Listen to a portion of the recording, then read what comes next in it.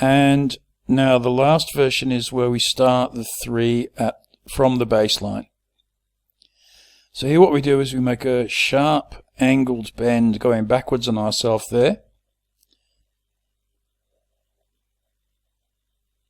And now with the very tip of the pliers, just very close to the baseline, we just make a forward crimp now.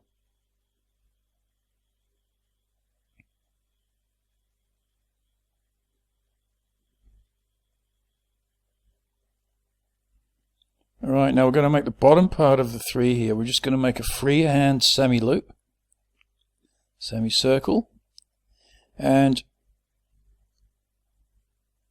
just gripping that in the wrong place there. So what I'm doing now is I've changed the grip to grip the with the wide part of the pliers right at the base of the wire there on the baseline, sorry. And here I'm making the bottom part of the 3. And now I'm just going to make a forward crimp here.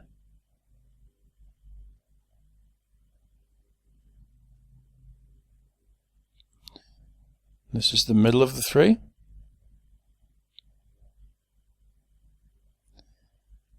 And now for the top half, I'm just going to grip the wire there with the wide part of the pliers, and then just make another semi-loop or semicircle, and that is the top part of the 3. And now here we just make a backward crimp.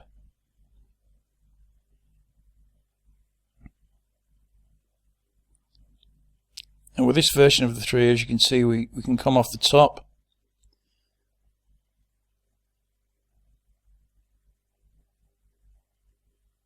like so.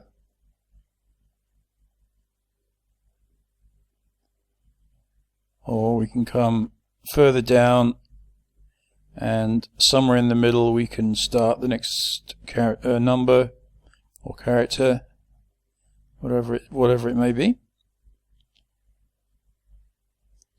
And that is that version of the 3.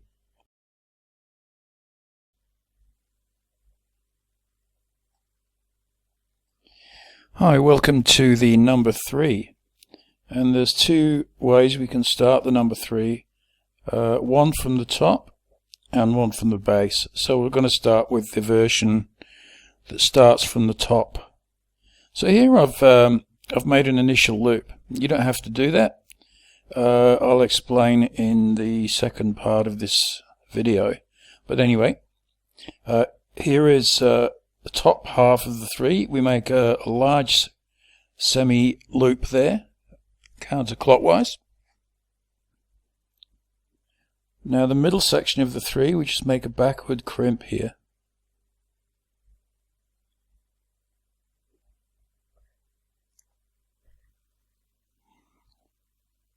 Okay, now we grip that doubled up section there in the middle.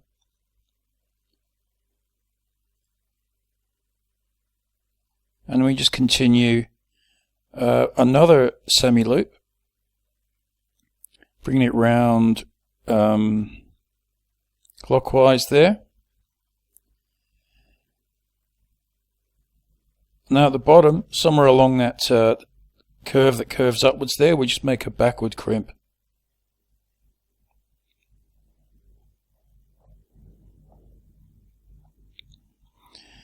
And now here I'm just going to finish off to the baseline. So this 3 version starts at the top, as you can see obviously, and finishes at the bottom. Okay, now the second version of this, I don't make an initial loop. You can see what I've just done. I've just made a little step there. But what I need to mention now is we can also, depending on what the next character or number is, we can follow the contour of the bottom part of the 3 there, go behind it, and we can finish off in the middle.